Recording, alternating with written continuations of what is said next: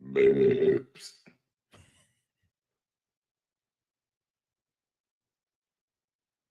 I am not the only one drawn to this place. With each passing day, more converge upon Earth. Pilgrims of fate. Some already arrived. Others still walking paths they do not yet understand. This gathering intrigues me. They exist in the space between heaven and hell. Their choices now will carve the shape of their eternity. But do they truly know what they are? What forces stir beneath their feet while they play their part on the board? Pawns, perhaps. Or something far more significant. Death lingers near. Yet the dead do not rest. Their whispers grow louder. Their stories claw to the surface. Deeds once buried in shadow now stray for the light. These saints, these sinners, they are unlike any I've seen. Complex, flawed, powerful. Some barely cling to their soul. Others shine so brightly, I dare not look away. They have been chosen for what lies ahead, and nothing in this world or the next will ever be the same. I must watch them, for within this fractured group lies the thread to a mystery far greater than they can fathom, and soon it will unravel.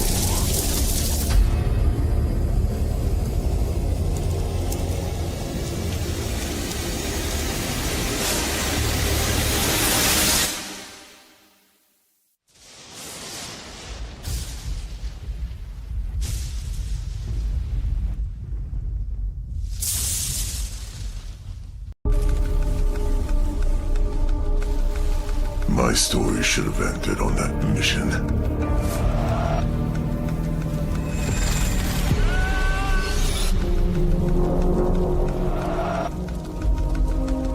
But somehow, I survived. Turned into some creature from my nightmares.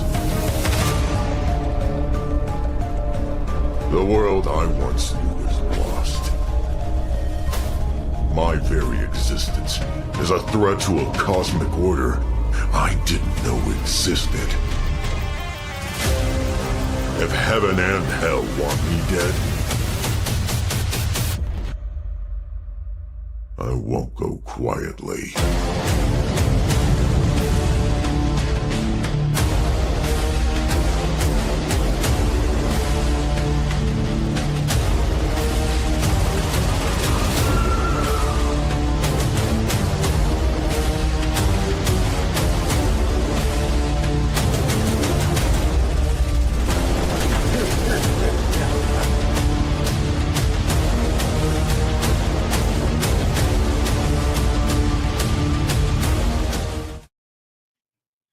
What's up, everybody? What's up? What's up? Hope everybody's doing well. We're back live on a regular episode of Rip The Silverback. I know last week we had a special one where we talked everything, that trailer that you just saw in Saints and Sinners. Had a lot of fun with that. That was a awesome stream. But we are back to our regularly scheduled programming. I'm joined, of course, by the Silverback himself. What's going on, Ass? Good. Yeah, big thank you to everyone who's been supporting Saints and Sinners. Gone past 8,500 copies sold yesterday. Unbelievable stuff. So yeah, very excited. Still 30 days the campaign, still a month left. Yep. So just so excited by how things are going. Thank you so much, everybody. Don't take your foot off that pedal. Nope. Keep it going.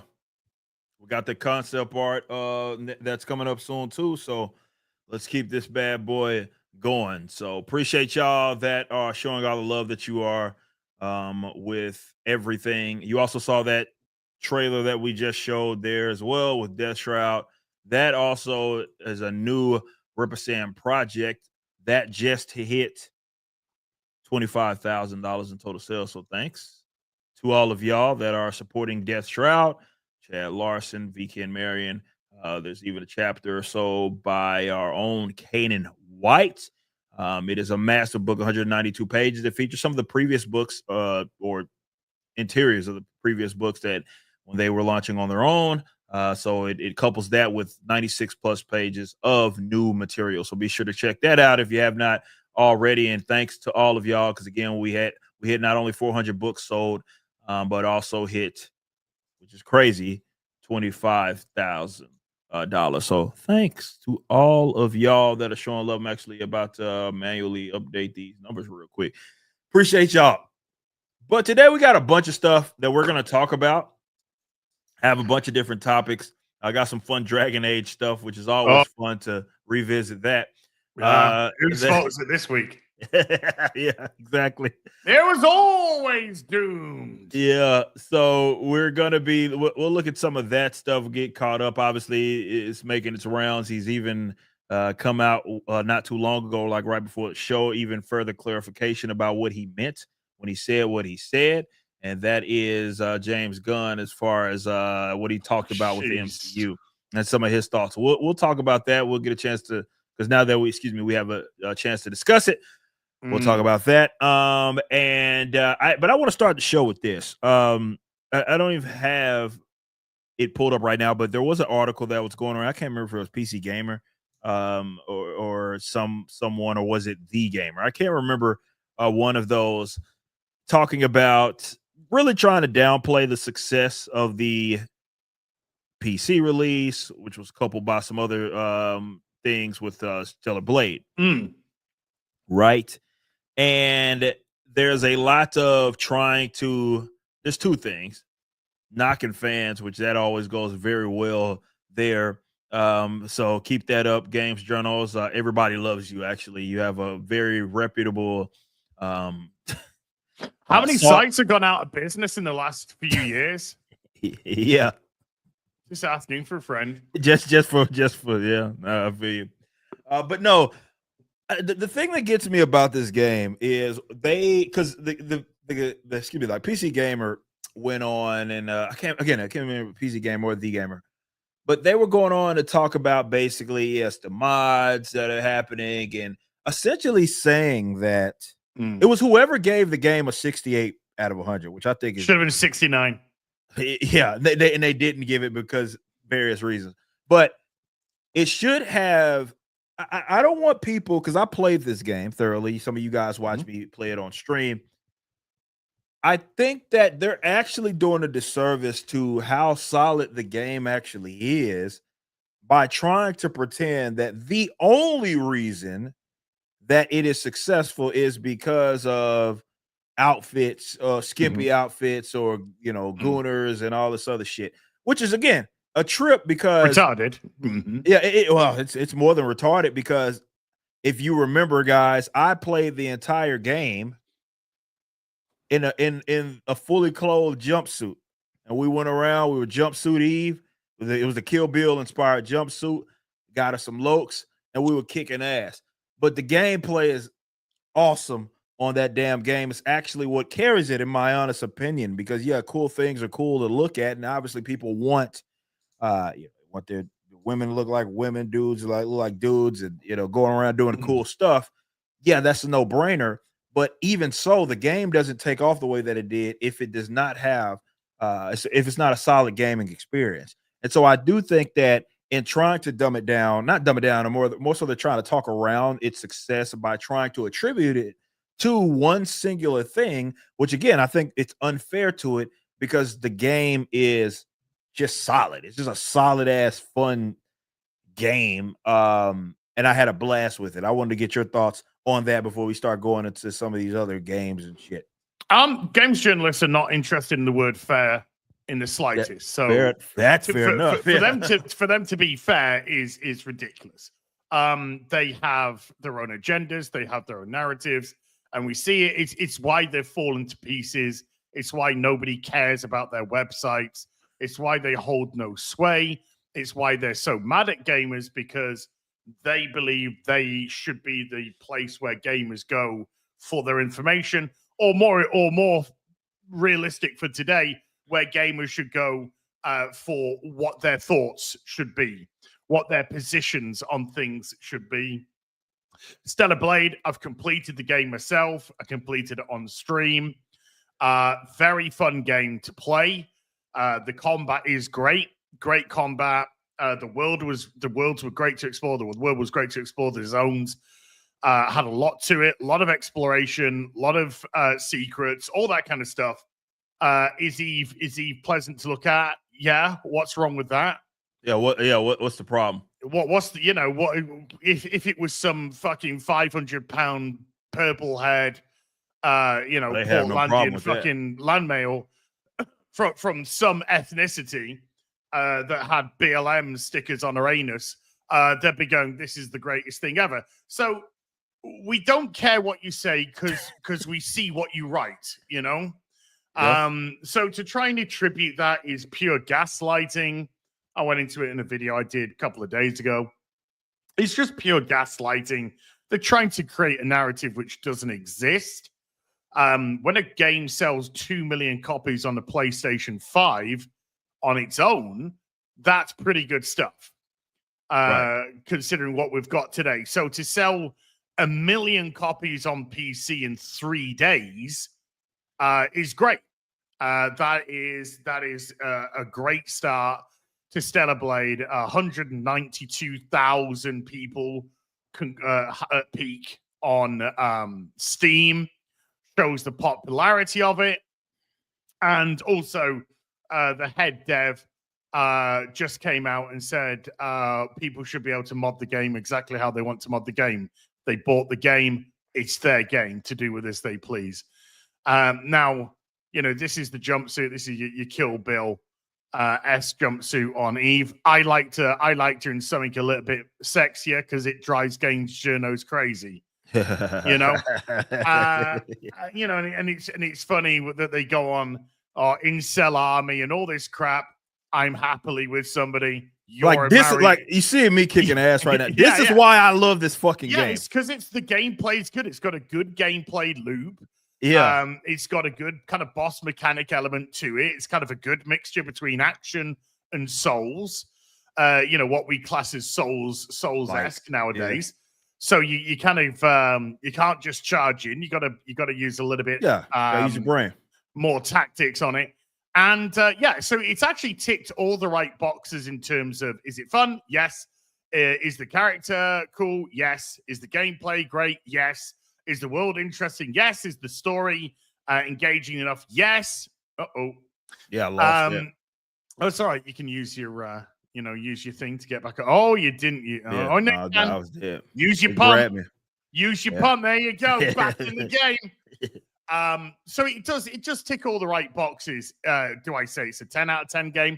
No, I wouldn't say it's a 10 out of 10. I'd say it's a very solid 8.5. I think it did a great job.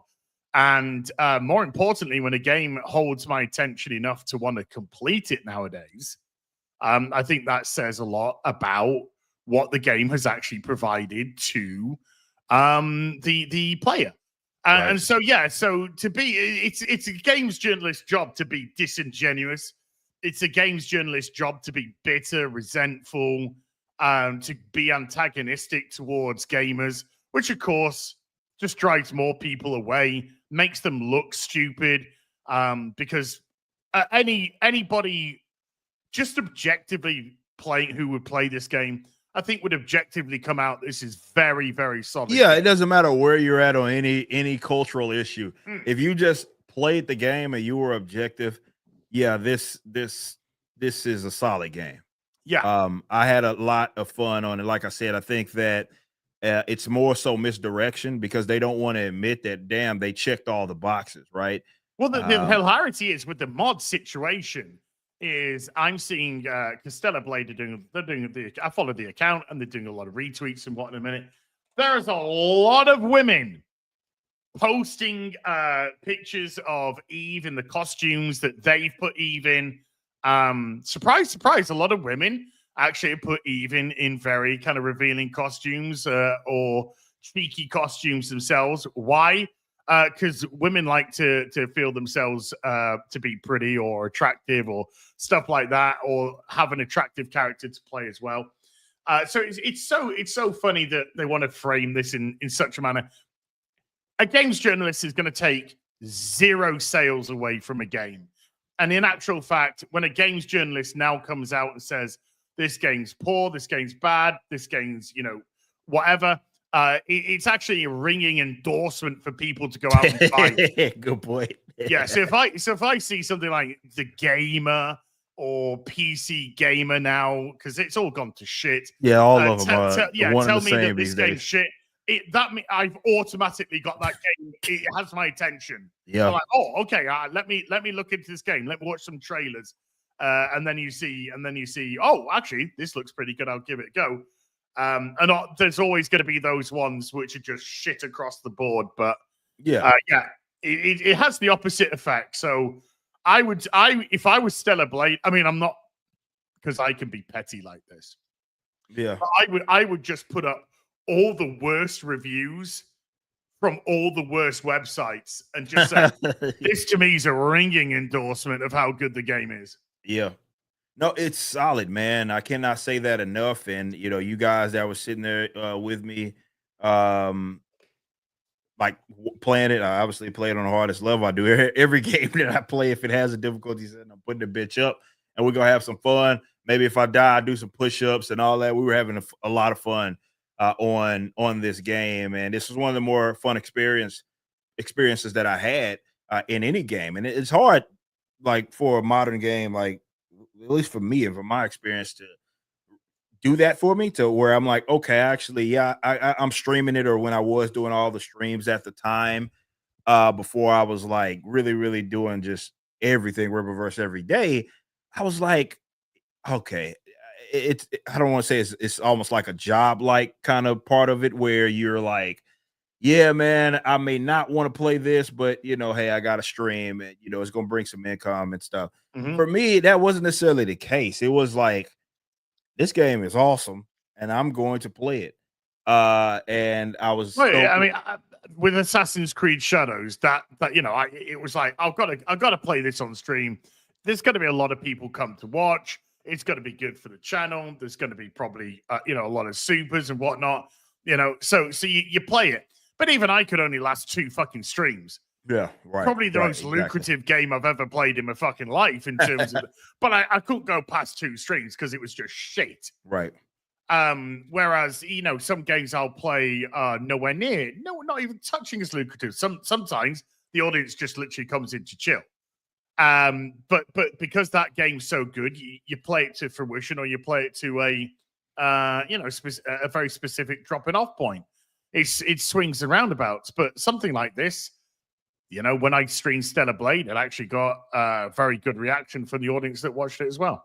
Yeah, no, they loved it. And like I said, I had a great experience, just really with the gameplay. Like I said, I totally understand why a games journal would try to misdirect people, because again, it checks all the boxes that they have unfortunately expressed and made it appear as if there is something wrong with gaming because of X reason. And usually they just go on and start blaming fans for any and everything. You know what I mean? And it's your taste that's the problem. It's not the game. And then when you have actual gamers gravitating towards a game that's fun, they're going over there and they're just trying to misdirect and say that, well, it's due to X reason, Y reason. But they're praising a guy fucking a bear. Yeah, exactly. Yeah. No, you're not wrong. They're like, oh, this is important. This is very great. progressive. there's this homosexual relationship between a man that changes into a bear and another guy fucking him. I'm like, Yeah. So so when somebody like praises something like that, not my jam, I'm Right. sure it can be somebody else's jam, not personally my jam. But yeah, when I see something like the same people that will chastise gamers for liking an attractive female that's got buttocks and breasts and hips and a pretty face or whatever, but they'll denounce that and praise something like that to the nines. Right.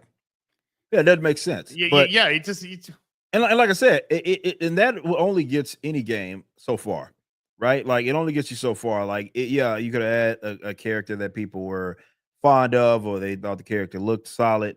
But at the end of the day, like the gameplay is going to be what keeps people yes, around, always. and even from a streaming point. And like I said, the cool thing about it was the customization that you had with an Eve, so people can point to, oh well, it's about these outfits and all this stuff. It's like, yeah, but look what I was wearing. Like this, I thought this was the coolest outfit in the game. She's fully fucking clothed, like she's fully. That was how I chose to play it, right? And again, not knocking everybody else for playing it, but I'm just using that more so as an example in that no, that it wasn't simply the outfits alone that was going to keep this game. I guess this game being able to keep people's attention to the point that they would like recommend this for other people to play and what have you. Like that, there was no way. The game had to be good. The game had to be solid. So if she looked good and the gameplay was asshole, then it's ass, right? It doesn't matter. Oh, it's like, yeah, the cool design on the character. Game's ass. But that's not what we're dealing with here. The game was not ass. The customization is a big positive because there's varying degrees to what you could really do with Eve. Like I said, some people love the more revealing costumes. I saw this and I was like, I just need to get the matching shades and I'm good. So we went on. That was our theme for all of the streams. Like, we got to get us some matching looks for the jumpsuit. That was my experience. So and others had theirs. But look, the game had to be solid from a gameplay perspective. Otherwise, this shit, we're not even having this conversation. But they don't want to admit that because you can do two things, or you can check all boxes. You can have a character that looks like a goddamn woman, right? And it's no question about it, right? You can have that. You can have a game that also has decent enough gameplay, decent enough story. You can have all of that in the modern era. So it disproved a lot. And more importantly, you can have all that without all the other bullshit that generally comes with games, and especially with the vendettas that a lot of the devs seem to be on from a more social and cultural standpoint.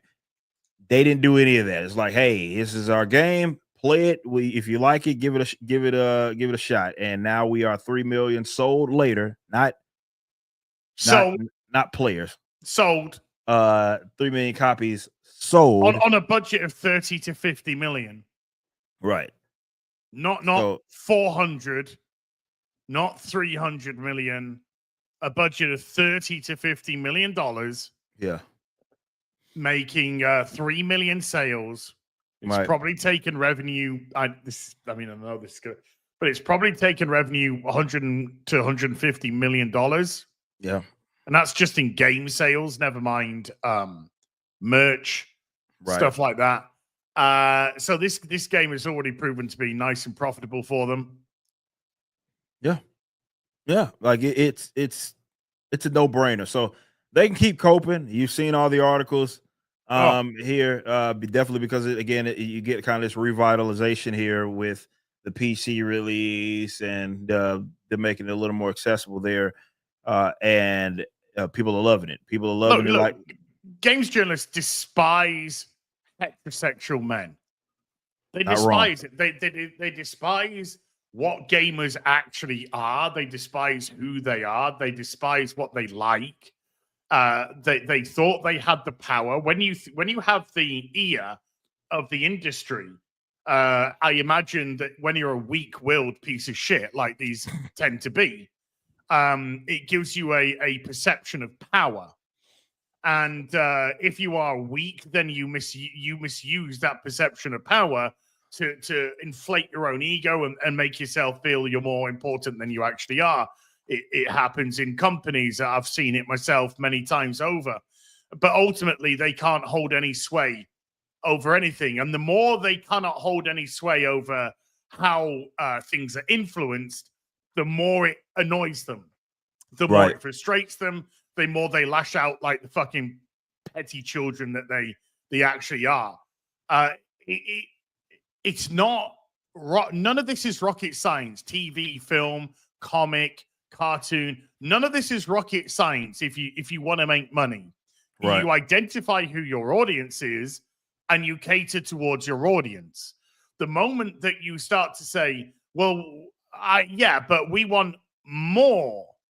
We want to try and bring this demographic in, and to bring this demographic in, instead of trying to maybe do little feelers or just introduce little elements which may appeal to them, may not, but it might appeal to them, then you can have an attempt. But what they do is they go, right, everything that's been working for us, let's throw it on the fire.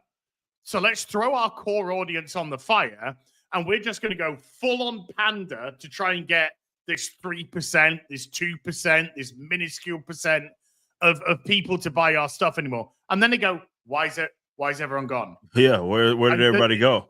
They don't know in the West how to actually make a buck. They don't know how to promote something in a way that is going to be profitable for them while maintaining their audience. Right. To them, it's like all or nothing. Or if we want to go for this audience, we have to burn the other audience. They don't understand that you can try and integrate another aspect. The costume thing. This isn't anything revolutionary. This is nothing new. We used to have tons of games on the PlayStation where if you completed the game, you could unlock costumes. Resident Evil games were a big one. You know, complete the game in X time, you get this costume. Complete the game only using this weapon, you get this. Or not using this weapon, you get that. And there used to be incentives for us to replay the game over and over and hopefully get, the little costumes or the changes that you wanted.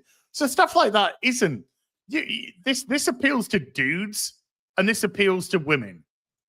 And that to me is an absolute win across the board. Yeah, because it shows that you can do just that without all the bullshit, because let the games journals tell it, in order to appeal to these types you have to do a bunch of bullshit, right? Like you have to gayify something, you have to have this unappealing character, you have to signal to that group with some on the nose integrated like a storyline or something stupid like that.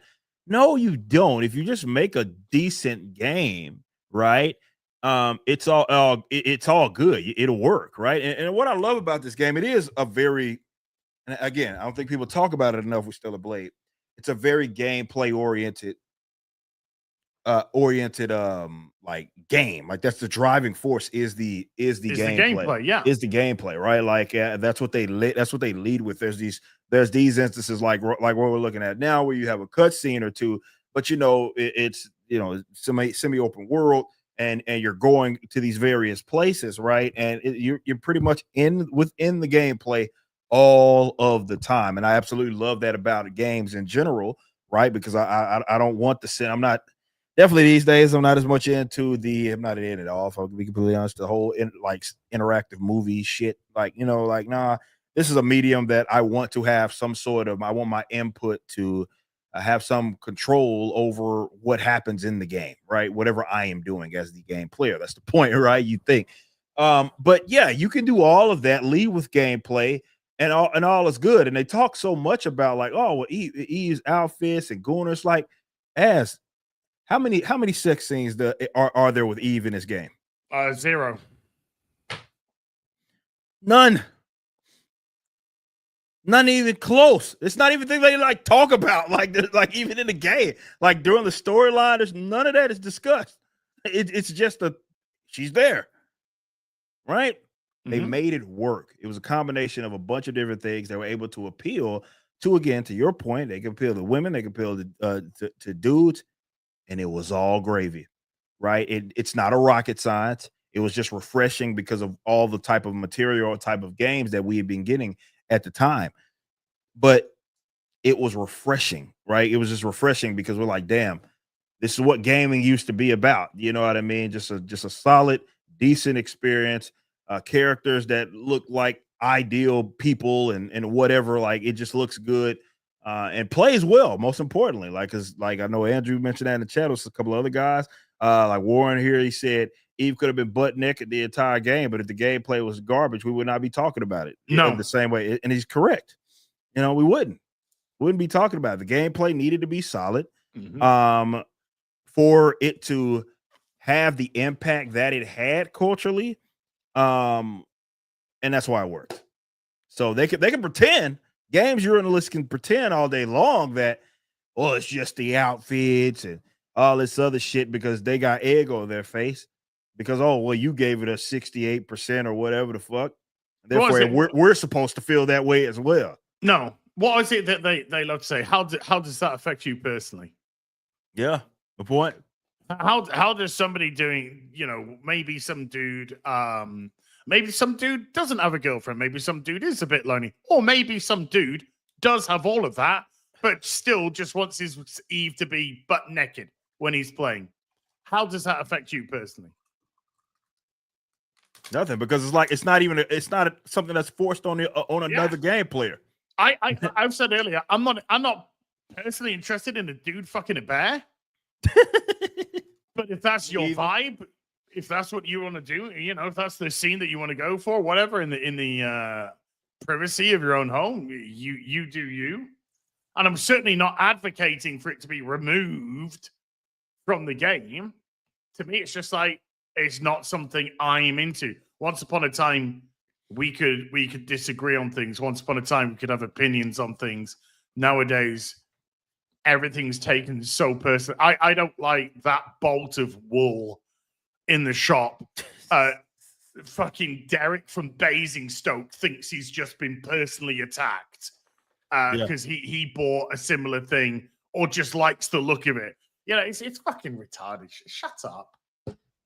Whole thing's stupid. But like I said, I am glad that they had the success, and I'm also glad that people that didn't have a chance to experience it, they got it for PC or whatever, and now they're finally playing it for the first time. It's been cool to see some people have a similar reaction that we have. Like, okay, this game isn't just visuals. Like, this game plays fucking great, and that was my argument all along when I was talking about this game, praising this game. I was always telling people like, fuck the other shit.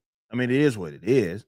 But the gameplay alone is just it's going to keep you engaged, and that's what it's about for me. So, and if it hadn't, I would have been honest with you. I would say, all right, cool. Yeah, there's Eve looks like a chick. That's great. The designs of some of the characters are great, but the game's it's just gameplay's not ass. Good. It's asshole. Yeah, I would have said that, but yeah, it was solid. Gameplay's ass. Was and solid. I can't. Yeah, I mean that's why ultimately I dropped from Assassin's Creed. Lucrative, yes, but the gameplay loop mundane, garbage. Yeah. Just there's nothing there to excite, nothing there to interest. See you later. See you next release date, I guess. Well, again, congrats to everybody that's now still should have kept hard R in though.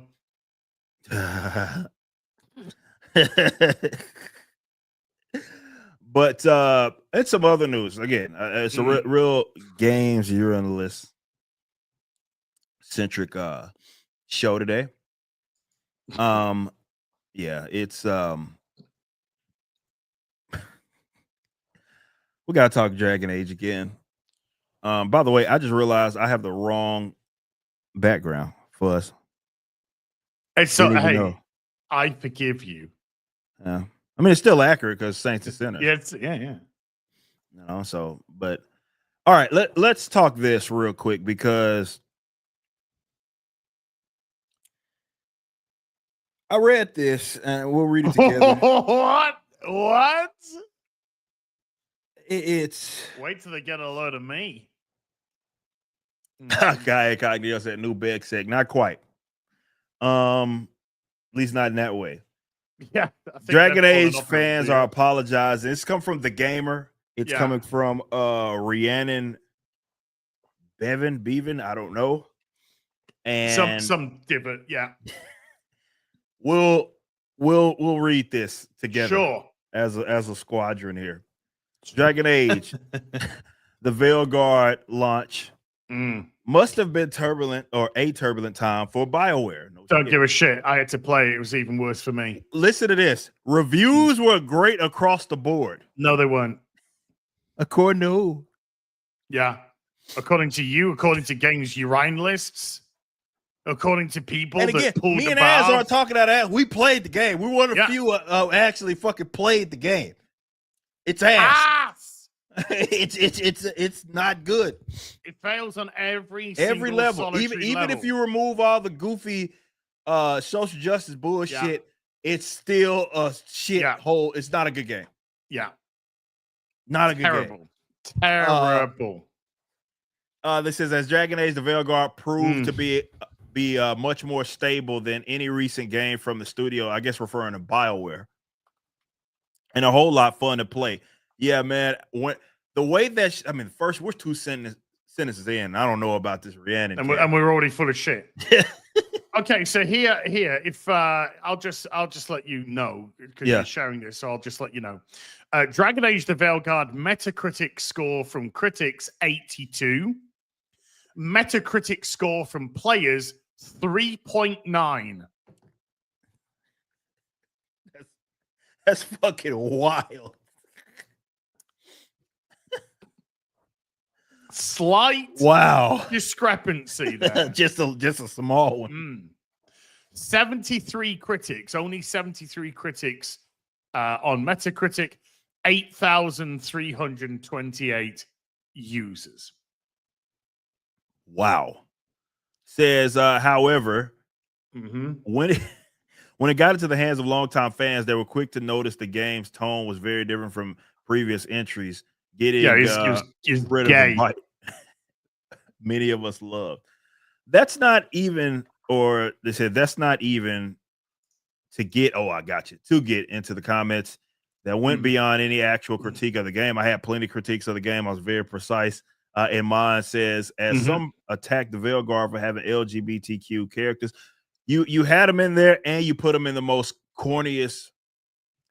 The one that the main one that you led with was for sure one of the absolute potentially. I didn't remember her name or them's name anymore, but one of the worst characters I've seen in trash. Video trash. Yeah, trash. No. So the introduction was terrible to the character. By the way, this is again gaslighting. Yeah, this is gaslighting. There's always been gay characters in Dragon Age games. You can choose your romances, stuff like this. It's not about gay characters; it's about what's being forced onto people in terms of narratives and far left ideological and all they thems, and you need to refer to me as this. Yeah, looking at the mirrors. No, I don't need to accept your fucking piece of shit lifestyle. Yeah, you stupid fucking tart. You're a man in a dress, fucking cosplaying, and you're spending hundreds of millions of dollars in a beloved franchise to validate yourself because you're fucking mentally ill spactard. That's what. So I hope that clears that up. Rhiannon. Oh man, it says something it has had from the blah blah blah. Said, put it simply, it must have sucked to work on the game, as there are many who took their criticism way too far, resulting in some higher ups leaving social media. And again, they did more than that. They got fired from BioWare. Nowadays, Corinne Bush. Nowadays, after an explosive report from Bloomberg that claimed that's going to be the next Veilguard story that we're covering. Some fans have changed it to a Reddit user so some fans, Reddit user DJ Reyes 1995. Sounds legit. I mean, you lost me at Reddit, but other than that, it's great. Oh, what? There's some fucking weirdo on Reddit. Oh my god. Is it a day ending in Y? Oh man. Says apologizing to some of those who worked on the Veilguard, and many fans agree to echo similar. What, many fans sentiments. on Reddit. Yeah. Reddit. You fucking listen to what you write, you fucking retard. I have been very critical of Veilguard's tone, writing, and lack of continuity. I'm sure you have, DJ Reyes essay 1995.4. Totally I'm sure real, you have. Totally real account. I remember your wasn't created in yeah. June of 2025 or anything. But says your essays on the game are being taught in universities worldwide. Says I tended to put the blame on the Trinity, and that's the Corian Bush and the likes. Definitely Trick Weeks, 100%. Corian Bush, 100%. John Epler, not too sure on John Epler, so I can't comment on that. But Corian Bush and Trick Weeks, 100%. 100%. Those fucking dickwads. Absolute window lickers, the pair of those two. For the game's tone, writing, and thus failure. Trick Weeks fired, Corian Bush fired. I assume that nobody cares about my thoughts. This is coming from DJ Reyes essay 1995. Because you're on Reddit. You're putting this on Reddit, so I automatically don't give a flying fuck.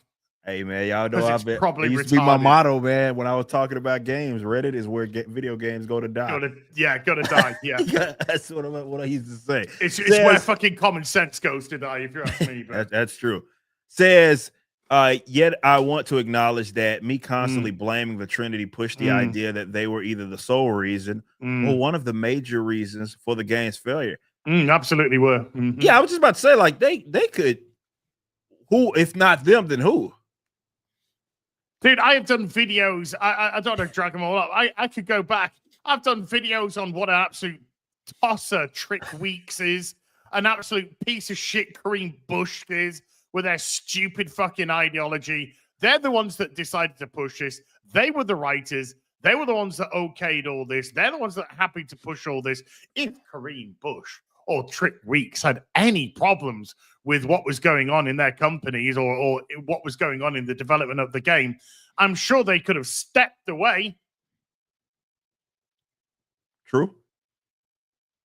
But we got, I don't know, a self-insert for Corian Bush as the main fucking companion character who everybody 100% agreed with, who nobody could challenge in any capacity whatsoever. You had to accept the narrative. Yeah. Like, it'd be one thing if it's like, do you want to pull a bra? If I could have been able to say, go fuck yourself, that would have been great. Yeah, you had the retarded Californian elf, ate a fucking piece of food, and then Tash was just like, oh, I like that. So she's like, wait, a trans character liked a bit of food that I ate and finished off? I think I'm a bigot. I'm gonna pull a bar now. Are you fucking retarded? All of you retarded. You're so fucking mentally fucking ill. Oh, it God, was so San bad. Andreas Vault, please do us a favor. It was so bad, man. Says, but now I can safely assume that they tried their best with a bad deck of cards. No, this is bullshit because this is a narrative which has been spouting up over the course of the last couple of weeks or so, where suddenly the blame for Dragon Age the Veilguard has been focused towards EA and EA interference and all this and all that. It's just another load of fucking bollocks to try and deflect away from the fact, look, do yourself a favor, do the world a favor, just shut BioWare down. It's fucking done. It's over. It's cooked. It's, stick a fork in it. It's fucking done. EA, shut it down. Do what you do best, EA. Destroy fucking more companies. It said many other agrees. Many. Yeah, many. Like many. Like I won exile underscore 4 to the power of 6.895. Account created June 2025. But This is what Exile says. Blaming Bush for any of that never made sense. Yes, it did. Made perfect sense. Did you see them open their fucking mouths? Did you see him open his mouth and talk? That's when it made sense that this was going to be a fucking shitstorm. Says she came in to salvage. And already sinking ship. Anyone that was blaming her at any point was uninformed. I reject that premise. Just because, right, it was a shit show. Yes, it was Dragon Age. That Dragon Age, was that a shit show? Yeah, they changed direction multiple times. But to say that, I'll try to salvage. If what you put out, you think that's salvaging or attempting to salvage a game. Hey, let's take everything that made Dragon Age popular, throw it out the fucking window. Let's have a bunch of absolute brainless, fucking Californian-esque, far left fucking dick fucks in the game that have no character, no personality, are only interested in the fucking superficial, that exhibit no characteristics that you could in any way, shape, or form empathize, relate, or care about these characters. And you want to call that desperately trying to do the best with the Baba? Fuck off. This whole thing's cope. Wow. I'll just continue on. Sure. They said I'm just going to interrupt and whinge. Yeah. As I covered in a previous report on the matter, those close to the project had already credited Bush for getting development back on track. So we actually aren't giving Bush enough credit. She joined the Veilguard as the director back in 2022, and despite many of the creative decisions having already been made then, as well as the disastrous pivot to multiplayer and then back to single player, Bush was blamed and made the subject of abuse over the game's shortcomings. It seems that many are realizing this now as one of the most. No, they're not. But people are realizing, you know how, because as one of the most upvoted posts on Reddit, in the Dragon Age subreddit, is titled "Kareem Bush saved Veilguard from a far worse fate than, and we owe her an apology." That's coming from Captain _C004. Retard. That's not at all Kareem Bush's no sock or anything. No. That's no. I'm sure that is absolutely organic as Kareem Bush desperately tries to get another game going with EA. Of course, it should not have got to... didn't he get employed by Wizards of the Coast to work on an MMO for them that will no doubt deal with trans characters because all they can fucking do is self-inserts? Yeah, of course. Probably. It should not have got to the point where so many in the community jump to conclusions, and there are zero excuses for those who are being bigoted. And not that I'm seeing any of them apologize. I'm glad you got that correct, because I'm not apologizing. I know by bigot you mean just anybody to the right of Stalin. Anybody disagrees with you. Yeah, I know that's what bigot means. Anyone that disagrees with me is a bigot. Yeah, okay. Right, but yeah, I don't have anything to apologize for and about what I said about this game. The game, again, I tried everything to give this a fair shake, if you will, and it just it just fails on so many other levels, man. We can only hope that everyone involved lands on their feet somewhere else. I don't know if a lot of people are hoping that, because I think some people are like, because you know what ends up happening, you make a bad game or you make a game that leaves sour taste in people's mouth, that will, if this is a just world, is going to follow you around. That's not to say that you don't get the right to lay a dud every now and then, but especially if they felt that you like ruined something that predates you, right? There's a difference between trying to do something and it not succeeding versus, as you just said, ruination. Right. This Dragon Age the Veilguard was not a Dragon Age game any stretch of the imagination.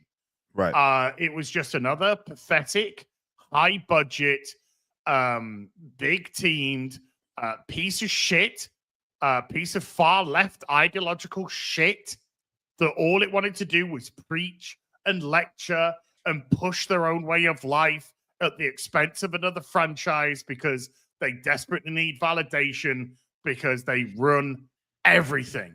They have all of entertainment. They have all of TV, film, comics, education. They have it all. And so they need to push it on. When you get rid of when things from your society fall apart, like religion, when religion starts to fall apart, you have a gap which needs to be filled. Some sort, whatever you want to call it, spiritual gap, a human gap. You got a gap when you turn your back on things like that. And so this is why sort of the whole woke thing has risen so high, because there's a gap. And so woke has become their new fucking god. This narcissism, this self-validation, this absolute insanity focus on identity and gender politics has become the full focus. And so they've essentially turned themselves into their own deities, their own worship. Right. And that's what they want to do. So that's all they can do. Instead of making such a fantastical world like you have with Dragon Age and be able to create these crazy good stories that can have aspects of religions which work for that world, the supernatural, etc., etc. No. We're going to hyper focus on a bunch of brainless fucking Californians because that's the only thing we fucking ever see in our lives.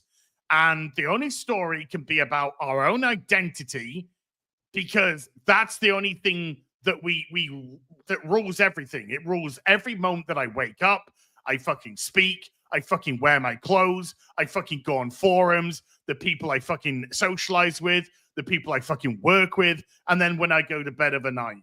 And that's what you get. And it was a fucking catastrophe of a game. And Cream Bush and Trick Weeks and all those people had a huge part in making it the pile of shit that it was. So fuck off. Yeah, man. I mean, look, if that's the story that they want to run with, go right ahead. I didn't anticipate. I don't think anybody anticipated that Games Journals, especially with how they were defending it immediately. I don't think anybody was expecting them to ever start to tell the truth. Even as more evidence came out, that really seems to more so confirm how we thought and what we thought about the game and some of the issues. Because you can only lie for so long, right? That stuff, you can't keep up with that for that long. At some point, you got to admit, like, okay, this shit was a dud, right? Now, that said, I want to cover the story that everybody's talking about. Okay, let me pull this up real quick on my side. This is the color. Okay, so the report says Dragon Age is coming from the Insider or Insider Gaming, excuse me. Dragon Age the Veilguard struggles stemmed from management decisions. No shit, but not probably not the kind you're thinking. But let's give them a first shake here. I 100% agree with that. Agree. I 100% agree with that title. Yeah. Dragon Age the Veilguard was a disappointment in the eyes of longtime fans of the series. A monumental fucking failure. Colossal. Says, and the higher-ups at EA themselves. And the higher up. So not only are the longtime fans disappointed in it, EA's disappointed in it. The game struggled. Yeah, exactly. The game struggled to stand out to players while failing to meet internal expectations after its October 2024 release. Now, in a new report published on Wednesday, there's more insight into what might be to blame for the lackluster release of Dragon Age the Veilguard. Was it because the game was shit? Not quite. Bloomberg's Jason Schreier, everybody's favorite, everyone's favorite piece of fucking slugworm piece of crap. Yeah. Reports that many of the game's problems seem to stem from the executive decisions that saw that scope of the game change multiple times. The game originally began as a standard BioWare single-player title. We know For that. EA, yep, we know that. EA executives forced a pivot to it to become multiplayer, a We know multiplayer that. live service. Yes. Mm-hmm. When the decision was made, creative director Mike Laidlaw, who disagreed with the decision, resigned. Matt Goldman took over and began to work on the new online multiplayer version of the next Dragon Age title. After multiple years of working on a multiplayer version of the game, it was then decided to move back to a single player title. We know that. Switch back happened. Schreier says it was done without any sort of reset on development. So they try to keep all the shit in it after the pivot. Instead, development was to continue development while changing the game's fundamental structure and recasting the entire story.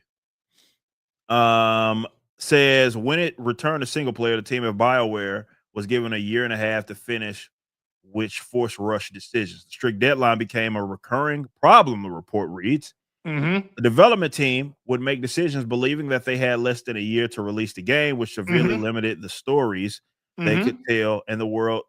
So instead of prolonging the gay shit, they had to get it in there and really be front facing, I guess is what they're saying as because time management or strict deadlines or whatever. So we've only got 18 months. So quick, let's get as much gay shit as we possibly can. That seems to be what happened. In addition to the changes to the game's focus, the tone of the dialogue was a big problem. Because they all sounded like Californian spastics. Yes. No shit. Oh my god, like I'm like a Dragon Age character or something. I don't know, like maybe. According to those who took part in the alpha playtest, the game featured a lack of satisfying choices and consequences, which again, that's what we had been talking about. It barely passes as an RPG. That's if you believe it that. Passes as a video game. And I'm not even joking, Eric. It barely passes as a fucking video game. It was also said that the game's tone left people unsatisfied, leading to BioWare to create a rewrite of the game's dialogue to include a more serious tone. Okay, so wait, what? That in itself, though, tells me, right? Does that not conflict with the article that we just read that supposedly Kareem Bush had nothing to do with anything? Well, look, if your game started off as a single player game, and it probably started off as a single player game more in line with what we would place as Dragon Age, right? So I doubt that the dialogue in that version would have been like, oh my god, do you fancy getting like coffee? That sounds like brilliant. I don't know, like maybe. But when you move and pivot to an online game, there's not a huge amount of sort of like ultimate story dialogue going into the online element of it, because the focus would be predominantly going through those portals and going to those zones, right? And doing your fighting, your grading, your stuff like that. So your dialogue options will mostly be hub orientated, with an underlying main narrative to take you to some bigger bosses or multiple different bosses. So to say that they suddenly had to change the tone to be more serious when it was reverted back to a single player game, that is utter shit. Because I played every aspect of that game and I heard pretty much every single bit of fucking dialogue that was on offer through side quests, through main quests, etc. And the dialogue was some of the worst I have ever heard in a video game. Probably the worst. It's bad. It's fucking bad. Atrocious beyond compare. It doesn't in any way have any relation to how people speak to each other. The tone is not dark. The tone is fucking lighter than a fucking feather on the wind.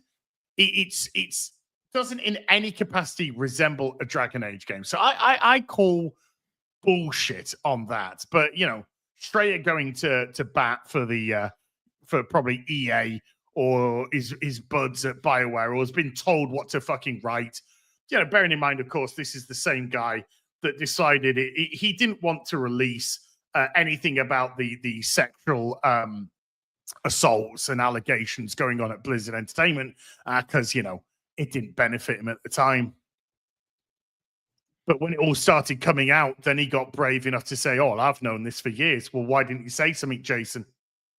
Oh, yeah, because it doesn't benefit you because you're a fucking piece of shit slug. Yeah.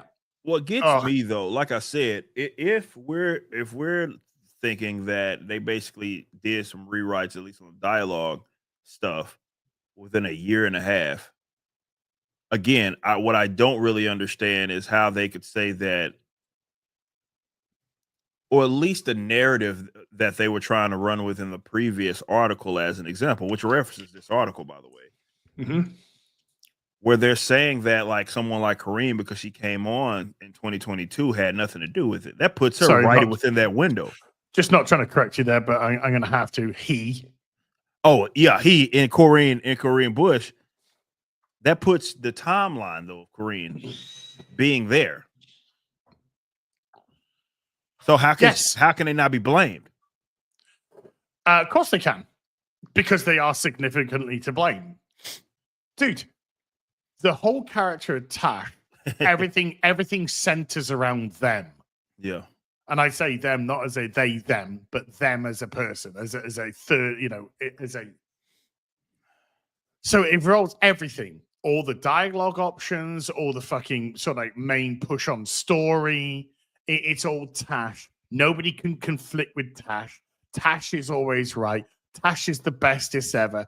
Tash, big butch woman. Fuck off. Corinne Bush fucking destroyed. They just inserted themselves in and thought, yeah, this is my fucking playground, and I will do what I want. And they did exactly what they wanted, which was to insert themselves and their ideology into the game, and people laughed in their face, as they should, because it was a joke. Well, lastly, he says Schreier says that the future of BioWare remains a concern about no shit with the studio. Says a team of a few dozen employees are working on the next Mass Effect game, which could be the last chance. We talked about that. It's in pre-development. It's in pre-development. If it gets there, that would have been their last shot. But how confident are we that they're ever going to get there? That's the golden question. So, yeah, apparently there are some struggles internally with the pivot of Dragon Age, but whatever they came up with for whatever reason, I don't think is any good. Let's just say that. Moving on to the next thing that I want to cover. I know you guys were talking about it yesterday a little bit. Others have been discussing James Gunn. I haven't had a chance to talk about it. But what made this is coming from Forbes, but what made this whole thing that he did with by the way, Kareem Bush joined BioWare in 2019. So what were they talking about in 2022? 2019. That's when he joined BioWare. Okay. All right. Well, this is the thing. Cool story, Jason. Cool story, bro.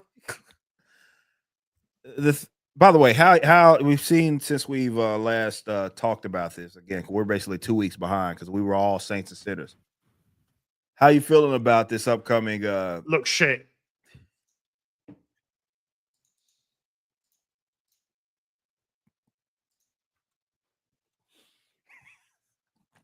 Dude, that last trailer was fucking embarrassing.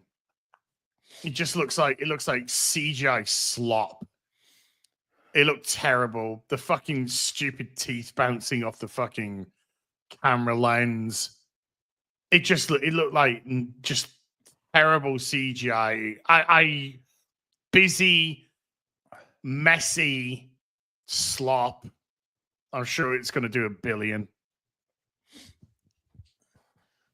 Well, there's perhaps no industry figure more visible at the moment than James Gunn, yada yada. Oh my gosh.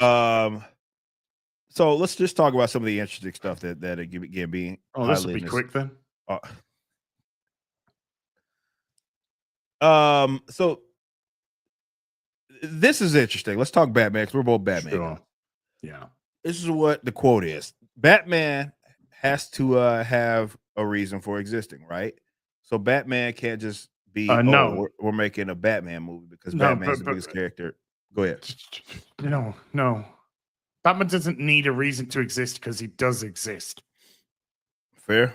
His reason for existing is he's Batman in the DC fucking universe. Yeah, he's a cultural icon. So what the fuck are you talking about? Says but because there's a need for him in the DCU and a need that he's not exactly the same as Matt Reeves, Batman, but yet he's not a campy Batman. I'm not interested in that. I'm not interested in a funny, campy Batman, really. So we're dealing with Nobody that. is. True. Says every single Batman story has been told. Nah, not you. Have you picked up any line? What are you talking about, man? See, this is the guy. Again, I don't say this to rag on James Gunn. I'm not a fan of the guy. No, I'm not. I think he's a fucking insecure, pompous little. I'm not a fan of. Though I did catch a lot of slack when the announcement came out, and I remember watching. When they announced this and streaming all this. People were like, "Oh, you got to give James Gunn a try because Guardians and all this other stuff." And I'm like, he is not the guy, to be like the guy for this entire universe. He's not. Why would you want? I have to remind everybody because some of y'all may not know. Okay, when making Peacemaker, okay, this is telling. Mm-hmm. John he Cena, basically shut all over all the main superheroes like Superman, Batman, blah blah, Flash, blah blah. Yeah. But check this out. John Cena, I don't think he was even supposed to say this in the interview. He said that, hey, when I was cast or trying out, I was willing and wanted to go read the comics. Oh, yeah, this classic. Because he wanted to know about the characters. Mm-hmm. James Gunn explicitly told him not to do that. Mm-hmm. Because he didn't want him to have a frame of reference. Because they were just going to do whatever the fuck James Gunn wanted to do. Yeah. Does that sound like a guy that you want not just doing a one-off movie or even if it's not, just like you're handling a franchise. Like this is the guy that you're having run the whole shit. Why would I want him saying anything like? Why would I want that to ever be uttered? Because it's not, in all fairness to James Gunn, this is not just James Gunn. They've all been saying it. They've all been saying it for fucking years now. Oh, I was told not to read the comics. Oh, I didn't read the comics. And it's so bizarre because if you go back to interviews for, let's say, even 1989's Batman, and all the people are saying, "Oh yeah, we just immediately ran out to the comic book store, got as many Batman comics as we could, and we're just reading and reading and reading for references and to get tone and on how." And it gave them ideas about what to do. James Gunn had his own idea with what to do with Peacemaker, and that's all he gave a shit about. As long as his wife got a job, he was cool. But he can do quirky characters. Yeah, that nobody knows about, and I'm the only one getting mad because Drax isn't Drax in Gabriel and the Guardians type shit. But to entrust him with like the biggest fucking IPs that you have, Superman, Batman, Wonder Woman, I'm like, oh, I don't think he's the right guy for that. You know, if we were putting together some misfit team like the Suicide Squad that he did, then yeah, I can see that, and I can see you doing your own little spin with that. But holy shit, everything that's been cut, I am, first and foremost, I am sick and fucking tired of seeing James Gunn.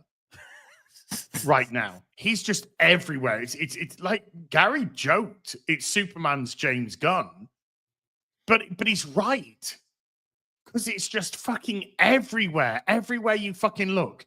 I'm not really seeing Superman, David Cornsweat, blah, blah, blah, blah, blah. All I'm seeing is James Gunn. I don't even give a shit. You know, if I'm a kid going to the cinema, I don't give a fuck who's directing. I don't care who's directing. No, you should I don't know who's directing. If you are creating good work, and I've talked about this with our comics, like there is going to inevitably exist a world, right, where you have people that are reading these books and have no idea who the fuck I am. Like, and that's how it should be, right? Like if you're leading with that, it's like they may, oh, this was awesome. Who was part of this, and may want to look into it, look into you. But ultimately, like the character's going to, if you're doing your job, is going to exist on their own. That's not even something that's unique for comics. That's really applies to almost all entertainment. Oftentimes, you're not going to know the writer here that did this. You're not going to know them unless you're a student of it all. But like the general normie, like no, that's not how this stuff generally works. And that's how it should be, right? Because you're leading with the characters after all. This is a sentence that just absolutely got me. He says, which tells me he hasn't read. I don't think he knows how many Batman comics have come out since the 30s. Says it seems like half the comics that have come out of DC. What the fuck is McAfee trying to hold on? Oh, that's a sir. That is a scam fucking pop up you just got. I just got a fucking some bullshit. What Forbes? What do you got going? It did not like that. Oof. Did not like Forbes. Hold on, let me pull up not Forbes. Who else covered this? James Gunn. All right, Los Angeles Times. It's Los Angeles. I'm gonna get AIDS on this one too. Probably this one might end up being worse. Okay, let's look at it from here. I gotta pay some shit. Oh no, I don't have to. Okay, no. Like I'm for sure not. I was like, just fucking take the computer over. All right. Anyway, says, oh man, where is it at? Because there was a quote that I was gonna read where he says specifically about Batman. Fuck. Well, he basically said, and we'll just talk about it. Something worse than AIDS. Yeah. No, but like he basically said that all of the books, they've already basically, for the most part, been adapted. They have not in the slightest. Not even close, ass. Not even close. So, again, is when you hear it's the head of this whole shit, do you feel confident when that guy is saying that thing? I think it's really him just saying, I just wanted. Well, first of all, I think a lot of this is because Batman is just fucked at the minute because of Matt Reeves and that Batman. And that has fucked everything for James Gunn's DCU. And there isn't any way that if you're entrusting somebody to run your DC universe, you should have films that don't relate to the universe, because that's just going to confuse people even more.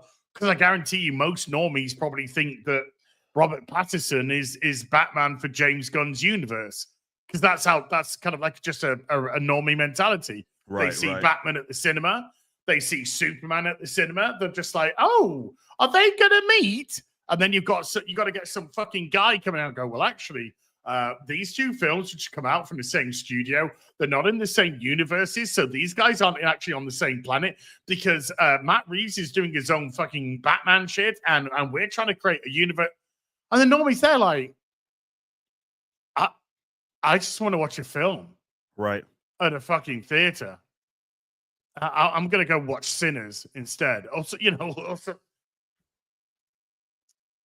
dude, look at a posing twat. Yeah. Oh man, man, these guys do not make it easy to read their shit. They don't make it easy to fucking like them. Oh man, I see right-wing trolls. I was just about to read that after the second movie of 2017. right-wing trolls unearthed some edgy early tweets. They were far from edgy. They were What you mean? Where he questionable. said, "I like little boys touching me in my silly place." That Do you that think, they is were that edgy? they were more than just edgy. They were like, yeah, you needed an explanation for those because you were like, what in the fuck what is this? Right? There's edgy, there's misunderstanding. I get there's different time frames, but some of the shit that he was saying was like, when was that ever appropriate? Like, you know what I mean? To say some of that shit. I don't know about that, man. But either way, I'm trying to get where he talks about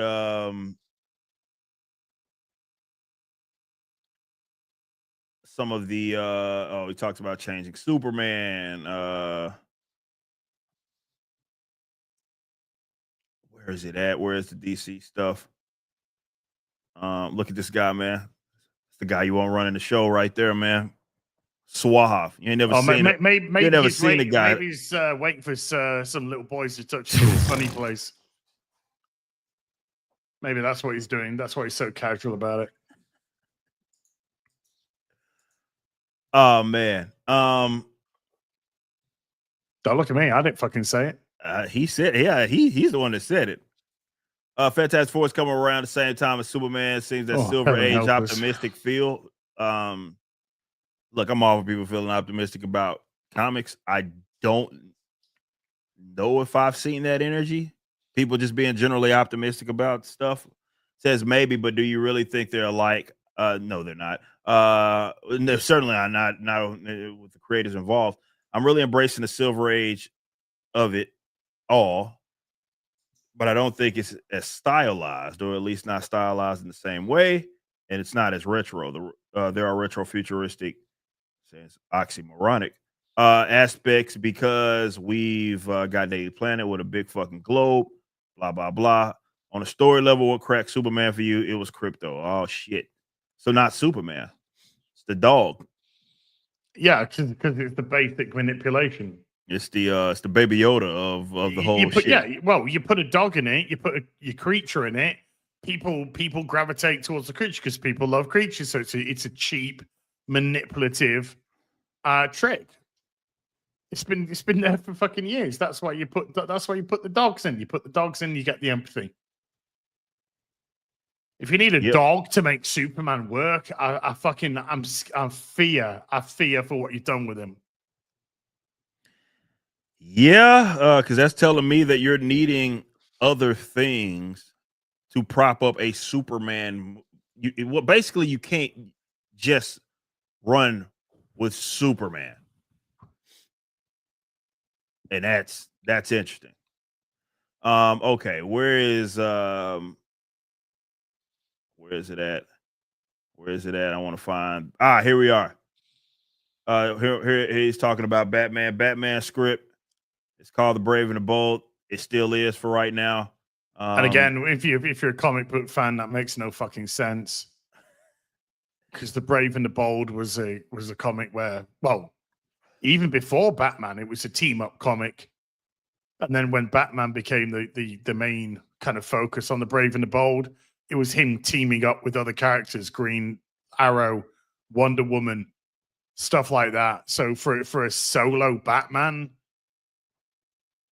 doesn't make sense unless James Gunn is going to have the tremendous idea to make this also a team movie, just like Superman is a multi-person team movie, just like James Gunn loves to do multi-person team movies because he can't seem to just concentrate on the right fucking character. All right. This is where it was. He said, "Sorry, I don't know if this is coming across, but I'm not his greatest fan." Yeah. So he says, but because there's a need for him in the DCU and a need that he's not exactly the same as Matt's Batman, but yet he's not campy Batman. He's not interested. He's just dealing with this bullshit. Yada yada yada. He says every single Batman story has been told. That was how he's no, it hasn't. Not even close. It's not even close. Again, I don't think people understand. You had two mainline Batman comics for a very long time, right? You got Detective Comics, and then I'm not talking about all the other sub stories and the graphic novel. No, I'm not talking about that. I'm speaking strictly from their main titles, Detective Comics and Batman, right? Mhm. They've birthed so many different stories. You couldn't make enough movies to even get close to keeping up with the stories, the No. Batman stories, or whatever. Or even your own, but yeah, it's what Detective Comics is just about to turn to issue 1100. Batman is what it was 713 when volume 1 ended. Then it was the new 52, which was 52. So that's 765, let's say. Then on top of that, the third volume is now at 160. Mhm. So that's 900 and 920 odd. So there's 2,000 issues of Batman and Detective Comics between them since they launched. Every Batman story's been told. What have they told? They've told year one. They've told a bastardized version of Nightfall, which isn't anything. Yeah, so you related still to haven't Nightfall. technically told Nightfall at all. No, they haven't told. No, have they told? Christopher Nolan said that he put in things, elements of like Batman Prey and that's from the Legends of the Dark Knight, of course. Right. There are a gazillion stories that you could tell that would be interesting stories. Batman Venom would be great to adapt. Batman Year 2 and Mask of the Phantasm, you could argue that Mask of the Phantasm is kind of a rework of Batman Year 2, and sort of playing with that. You could do stuff like that. There's plenty of great stories you could tell. Yellow Flash came into the stream yesterday, Batman Sub-Zero. That was a great animated, because we've got the TV show which told some of the greatest fucking Batman stories. Yeah. There's so much to take inspiration from, never mind anything else. So to say every Batman story's been told shows just such a lack of understanding of Batman, and this is the guy who's running the show, so Right. Working as intended. Yeah, he says he's the most famous superhero in the world, and the most popular superhero in the world, and people love them because he's interesting. But also having so much of him out there can also make him boring. But okay, while I understand the argument of oversaturation, how can anybody take your universe seriously if it's supposed to be the next big DC universe without a competent Batman? It's almost impossible. Well, what about a competent showrunner? Well, you need that, I guess. You've got a Superman movie that's got Guy Gardner, it's got Crypto, it's got fucking Mr. Terrific, it's got for some Hawkgirl, reason, it's got Metamorpho, it's got Maxwell Lord, it's got Lex Luthor, it's got a Brainiac fucking post-credit scene for Casetta. And I'm just grabbing those at the top of my fucking head. Never mind having to deal with the other characters like Lois Lane, Jimmy Olsen, Perry White, the Kents, Superman himself, Lex Luthor. This is. Then we got the Engineer. Then we got Ultraman. Ultraman. That's what I was thinking. It's like holy shit. How are we going to balance all of this? I dread. If he pulls it off, look. If I go and see Superman, absolute goat. Yeah. If I come back in 3 weeks' time and say, you know how down I was on this film, but it was I couldn't believe he pulled it all off. I'll say it. I'm happy. I'm secure enough to do that. Yep. But I just don't. From what I've seen, from the fact that he had to clarify what he said, just says to me, this guy don't know what the fuck he's talking about. He's winging it. You said, yeah, he's fucking winging it like it's nobody's business. No, what I meant to say is this, and by this I actually meant that, and by that I'm clearly referencing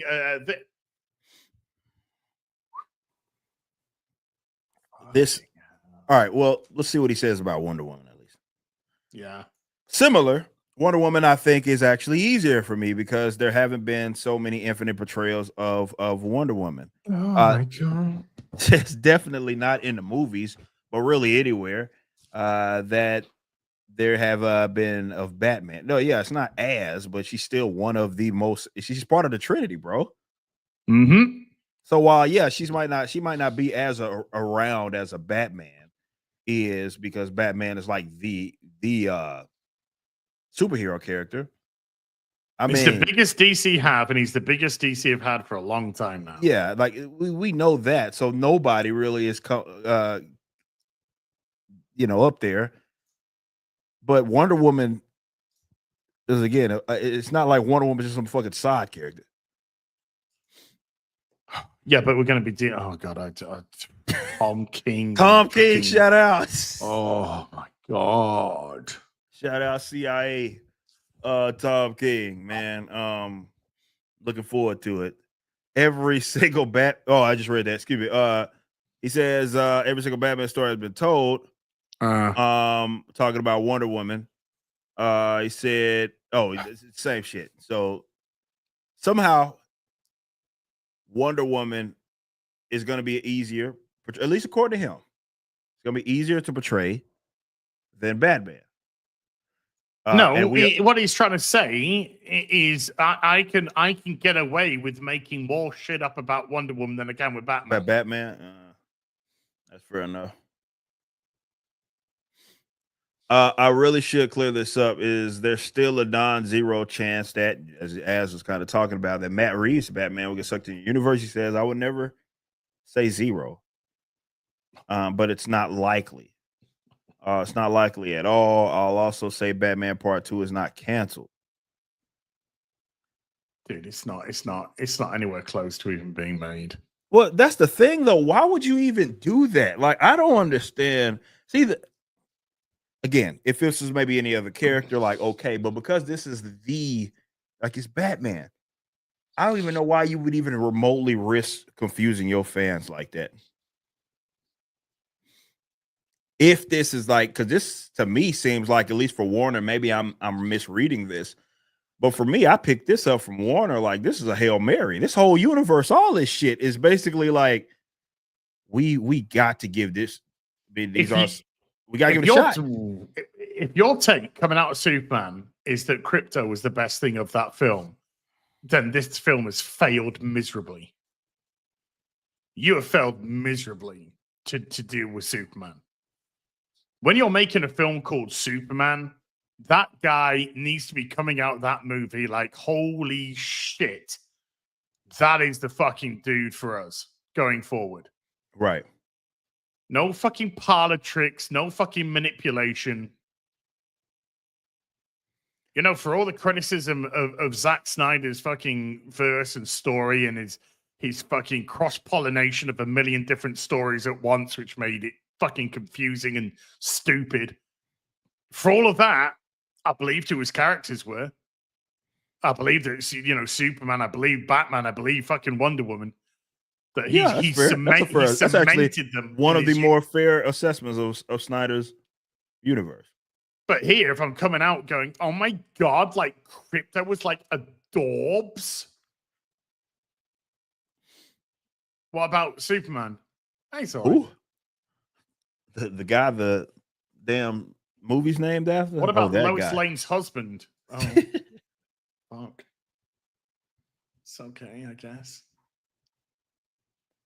All right, so he says that he doesn't give a shit about being remembered, which I guess that's a positive. I don't know. No, it's not. He's lying. I don't know if I believe it, but if he was, the fact that this guy is over, the fact that this guy is over everything, every fucking bit of marketing, every bit of fucking interview. This guy is fucking desperate need of validation. This guy is desperate. Please like me. Please like it. Please. I don't care. Yeah, you fucking do. Okay, so the other thing that I do want to get to, let me see if I can pull it back up. Okay, hold on. That's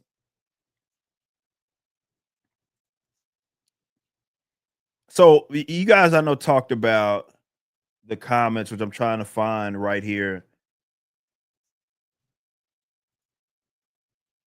That here it is. Where no, it's not.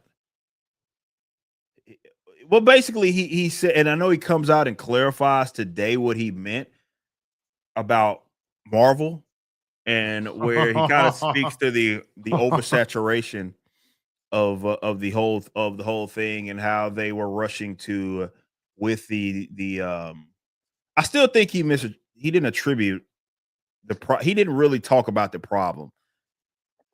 Sorry, so somebody's talking about saturation that came out and said, "Here's our 8-year plan for DC." Good point. And Good here's point. Batman, and here's That's a good the point. Authority, and here's fucking Amanda fucking Waller and Booster Gold.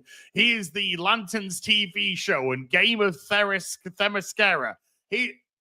Oh God, do they fucking even listen to themselves? Well, yeah, so because I don't think that was the problem. I mean, that is more of a side effect of the issue, because for me, this is my opinion. I don't want to speak for Az on this. My position on this has been very consistent. I think that they could have easily used the Disney Plus service as a means to expand upon certain storylines and characters. You can go watch the video when they first announced it, and I spelled all of that out. Where they messed up there, and while people are always going to be tired of too much shit, right? Like, it doesn't matter. Like, you can't just force feed them that.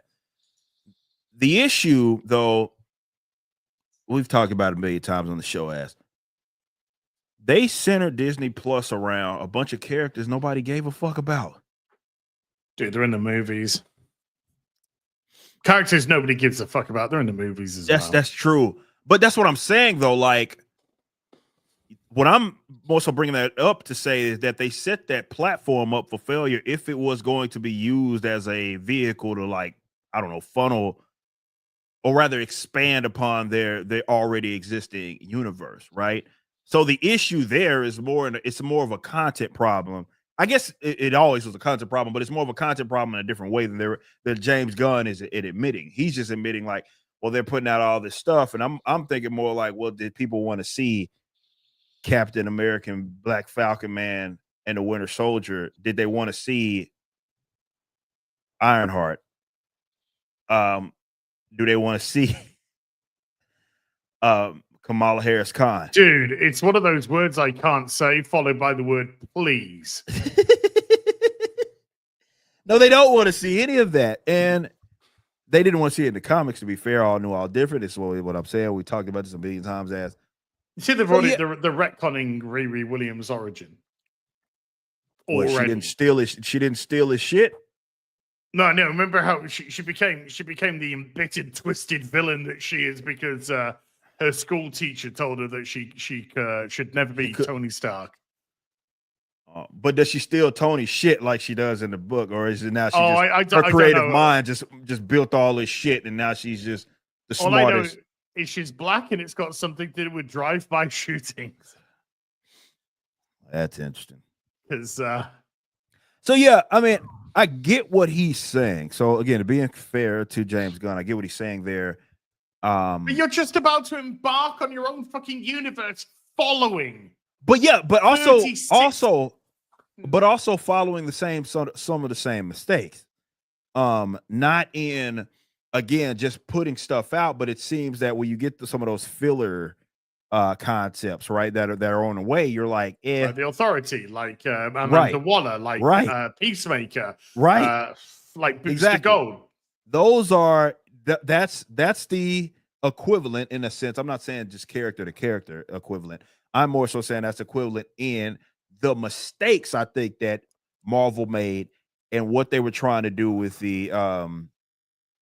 with like Disney Plus. Now, I will say that I totally understand why Disney Plus seems like it would have been more attractive to actually expand upon lesser known characters. My argument has been there are better lesser known characters that you could have tried to implement or integrate into your universe that are probably better options than Riri Williams and all these other fucking characters that Miss Marvel and all the other ones that they've come out with, but also financially. It's not about finance. Well, If the it was problem, about finance, there'd be some better decisions being made. well, that's the point though. Like that's also why you're in a terrible spot as well, is because we've seen some of the budgets. We've talked about that are like on these fucking Disney Plus shows, and it's like, what are you thinking? Platform itself hasn't even been profitable. Why are you spending hundreds of millions of dollars on this series? Because it's these are ideological decisions. Riri doesn't sell comics, never has, never fucking will. Neither is half these fucking characters. Half these characters don't even fucking exist, really. Fucking Marvel's Katie, Marvel's fucking Yelena. What the fuck are you? Fuck off. These are non-entities of characters. And then when they bring in characters which people recognize, let's say Adam Warlock, they just turn them into a fucking pile of shit. Yep. Not wrong. The Gunn can go on all he wants about, well, Marvel have saturated the marketplace. He is correct. He has saturated the marketplace. But the thing is, James, if you were saying we're doing one movie and we're gonna see how it goes from there. We're gonna see the reaction, we're gonna see how people gravitate, and we're gonna make some decisions going forward based off what the audience, what the audience react like. But that's not what he's saying. He's like, oh, Marvel, they've saturated. They're 36 fucking films in. They've got countless TV shows. People are burnt out from this. Now watch our shit. Us do the same damn thing. Yeah, let's us do the same fucking thing with different characters that nobody care about. Aren't you fucking excited? By the way, have you heard of Mr. Terrific? No, you've got not a fucking clue. Maxwell Lord, do you know who he is? Nope, because you're a normie. Hawkgirl, ever heard of her? No, fuck it, eh? What about fucking Guy Gardner? Don't you know who he is? Nope. No, of course you don't, because you're a fucking normie. Well, holy fucking shit. Do you know Ultraman? Do you know the Engineer? Probably not. You know Crypto? Oh my God. It's just like, oh my fucking God, dude. People in glass houses shouldn't throw fucking stones. Well, yeah, I mean, that's why I'm saying that he doesn't actually identify the issue, because again, I think the saturation alone needs context, or really without it, you're not saying anything. I think if you give people options and they're decent, it goes over a lot better than what it has. But you're asking a lot from normies to invest in the shows based on characters that they didn't ask for, number one. And it's not even the more appealing. How can I say this? There's appealing, lesser known characters, right? More appealing that may make a lot more sense than, again, especially when you got access to the mutants, but made a lot more sense than what you're fucking doing with, again, Miss Marvel and all these others, right? It just doesn't. But they're brown and black, and they tick the demographic. They're brown, black, and female. All new, all different. And they tick the boxes. It's the representation. It's the disillusionment of white characters, of white leaders. Of that's all it is. It's fucking commie shit. It's ESG shit. It's funding shit. Oh, if we get this, we'll get funding. That's all it is. These aren't money making fucking decisions. That's why Superman's surrounded by a fucking eclectic group of people. It's so that boxes can get ticked. It's so that they can say, yeah, well, we put brown engineer in and we put black Mr. Terrific in and then we put this character, then we put brown fucking Hawk Girl in for some reason. You know, that's the only reason that they fucking surround these things. Oh, Perry White's now Perry Black. You know, well, they did it with Lawrence Fishburne. But, you know, to me, it's like, well, that's also that's Lawrence Fishburne. But I'm just saying.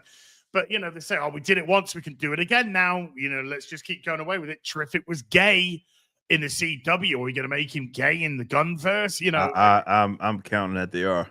Let's tick boxes. Let's just tick these fucking boxes. Hey, look, everybody. Our film did, fucking mediocre as fuck at the cinema. Do we have some projections? Going, can I just have Superman? Yeah, do Superman shit. This is big. But yeah, do we know what the projections are for either of those films and Fantastic Four as well as Superman? Superman seems to be projected between, I think it's 120 to 150 million. For the opening, I think the Fantastic Four is a little bit under that. But I think it's somewhere around that arc for the opening weekend. Okay. I think it's going to do gangbusters opening weekend. Yeah. I think just because it's going to do a really good opening weekend. Then when people see the film, that's going to decide how well it does going forward. Because if it is a good film, or it's like, it's decent, then it could get some legs on it. But if the movie's a convoluted fucking mess, then it'll die pretty fucking quick. Just like Fantastic Four, same thing. I think it'll do pretty well opening. But if the film itself is shit or the film itself is mediocre, it'll drop off quick. From what I've seen, I just don't get the vibe that I'm probably going to enjoy Superman that much. Damn. Well, I do want to cover this real quick because you know things are bad when even like access media guys are like, what in the fuck are you doing?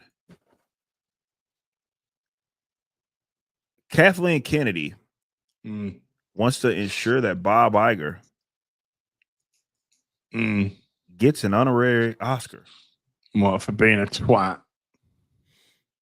And the Oscar to the person who's destroyed the most beloved franchises over the course of the last 15 years goes to, I thought so. Bob Iger, ladies and gentlemen, Bob Iger, Disney. He's managed to successfully destroy Star Wars. He's managed to successfully destroy Lucasfilm. He's managed to successfully fucking destroy the MCU. But Kathleen Kennedy, says certainly knows how to use the force, blah, blah, blah, blah. The producer executive has been ardently lobbying members of the group, talking about the Academy, to obtain an honorary Oscar for her boss, Bob Iger. Fuck off. Kennedy has reached out to select players on the board level inside AMPA's, I guess, encouraging them to recommend one of the annual honors. Go to Iger. The man who secured Marvel, Pixar, and Lucas. Destroyed Pixar. Secured. Okay, I guess destroyed Marvel, destroyed Pixar, destroyed Lucasfilm, destroyed Star Wars. Yeah, well done. All branches of the Academy have been active in recent weeks. Blah, blah, blah. Essentially killing Hollywood simply because the huge reach that Disney has with all of this and the bully tactics to get as many theaters as possible, pushing out other films.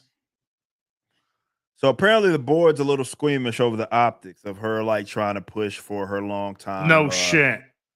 Homie. To get this award. Now, here's my thing. This does nothing to me but prove, number one, this woman's not going anywhere, man. She's not, man. She's going. She's retiring.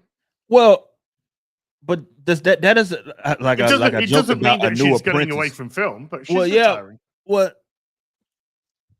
I don't think her reach is going anywhere though. Like, oh no, her influence is going to be you're going to feel a stink over everything Because even when she goes, the person that takes over is an acolyte of fucking Kathleen Kennedy. Well, that's what yeah, exactly. A new apprentice, one younger and far more powerful. That's what you're getting with the rule of two, dude. The rule of two. Exactly. That's exactly what you're getting with this. But I don't know with Lucasfilm. I mean, look, I get it. A lot of Star Wars guys and gals out there that are hoping they turn this damn thing around. But I just think that the power players within Disney see her in too much favor for them to pivot off of any idea that she's ever produced, which means that for the long term, it's not going to improve. Someone said lesbian headlamp. Maybe that would be the apprentice. I don't know. Dude, it's the whole of Disney's rotten to the core. Which is the point I'm trying to make. To the core. That's the point I'm trying to make.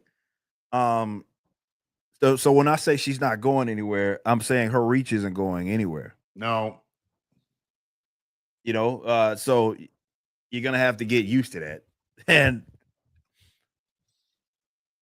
maybe Bob Iger does get the honorary Oscar. And I doubt it. I doubt it. That would be the biggest bought and paid for in the history of the Oscars. That's why they're cringing, because they're like looking at the optics. Yeah. But he's also their guy, though. She's trying to buy an Oscar. Yeah, for him. I get that. I get that. I feel like, though, still, he has done nothing. He has done more to destroy film. You're not wrong. Than anyone in the last fucking 15 years. You're not wrong, man. Do it. Please give it to him. I say go for it, man. Why give not? It to him. Because he's still their guy, man. So I don't, because like even the article writer is like, I don't think anybody would deny that he's basically worthy of it. They're just looking at it from the optics, not that. Yeah, he ran these things. He at least or facilitated the regime that ran these properties into the ground. They don't look at it like that at all. He's their guy. So do you know what this is? Do you know what this is? This is 100% an empire of dirt.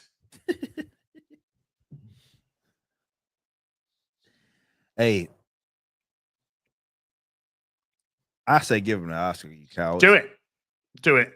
And I'm talking like ASAP. Don't wait another 5 years to like let this kind of story kind of cool down. So you could say, well, see, it wasn't because of the pressure of Kathleen Kennedy or her suggesting it.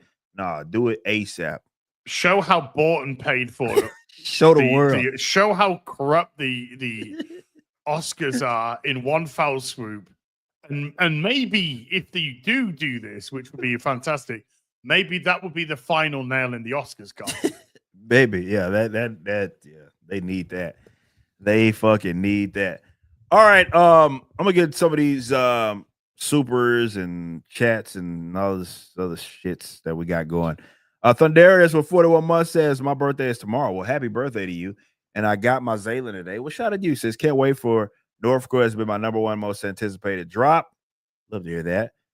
Keep bringing the heat. It's been a lot of people. I'm glad that we're finally able to show you all what we've been working on with Northcote coming up this Friday at 6 a.m. I believe is the release time. We got a lot of cool stuff on the way, man. It's going to be fun. So be on the lookout. Keep tabs on all the social media. It's a loaded collection. It has all sorts of cool things and content that we're releasing alongside it. So it's very much a unique release. So get ready for Northcote Glorious Death issue number 1, because I know since I saw 1, a lot of y'all have been anticipating that. Larry Parker with a 2 says, "Hey bros, I'm enjoying Doom Dark." Had you picked that back up? No, Bass? You haven't. I mean, I'm not knocking you for it. Black Kane with a 10 says, "Ripper, any interest in doing a series of history-related comics? If so, how could I pitch? As said, if you ball with him, you'll need new ankles to go with your hip." Yeah, we had a basketball conversation yesterday, and Johnny Arnett thinks he can beat me in basketball, and he is in for the rudest of awakenings once that happens. Because I don't think he understands just how good I am at the game of basketball. So, but yeah, that's all everybody been talking about. So everybody been talking about my hip and shit. The lore of my hip continues to grow. He's got it replaced. He's got a bionic hip and all this other stuff like Iron Man or some shit, or Cyborg is more accurate. So shout out to you, Black Kane. Thank you so much. By the way, our man's Dan Vass just popped up in here. What? He gifted Hey, 10. he's dropped you 10 cents in the chat. They gifted. Welcome to all that fucking money he's got, and he drops you 10 fucking cents. What a dick. Shout out Dan Vass, man.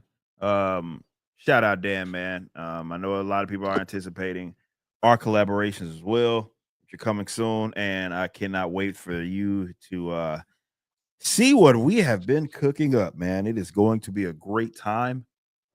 Be on the lookout. Good time for metal. Good time for metal. It's gonna be really metal. Let's say that. Shout out Dan, man. What's up with you? I got some stuff I got to get you as well. Our man's Josh Kelsey, as always. Good Nothing. man. He's a good man. Absolutely nothing.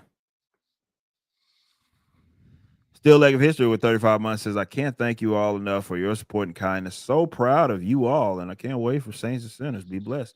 Shout out Still Leg of History. When's the concept art? We already have the graphic ready. We just need to put it up. Graphics ready though. So you can get your pre-orders. So we'll get that up maybe tomorrow. Because we're looking down the barrel of what we call it, milestone number 3. We're looking. It's in the sights. It's in the sights, man. Yeah, let me. If any of my mods are on the chat, please remind me, because you know it will fucking. It's out of here in no time. Remind me, maybe tomorrow, since this is at least between releases. Maybe tomorrow we can get this concept art book. Just remind me, please. Fucking. Shout out Dan.